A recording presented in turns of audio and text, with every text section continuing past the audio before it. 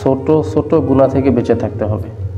মনে রাখবা, বড় পাহাড়ের সাথে মানুষ ধাক্কা খায় না, ছোট পাথরের সাথে মানুষ ধাক্কা খেয়ে পড়ে যায়, হয় না? ছোট পাথরের সাথে মানুষ হুঁচট খেয়ে পড়ে যায়, কিন্তু বড় পাথরের সাথে মানুষ হুঁচট খায়, ধাক্কা লাগে। তা ছোট ছোট গুনাহ থেকে ফিরে থাকতে হবে। ছোট ছোট কথাও মানুষকে বলা যাবে না যে কথাটা ছোট কিন্তু সে বড় আঘাত খায়, বুঝে নাই?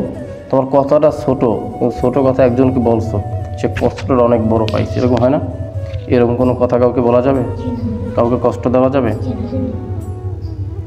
কোনো বান্দাকে যদি কষ্ট দাও, সেই বান্দা যদি মাফ না করে, কিয়ামতের দিন তুমি জান্নাতে যেতে পারবে না। আল্লাহ বলবে, যাও বান্দার কাছে মাফ চেয়ে আসো।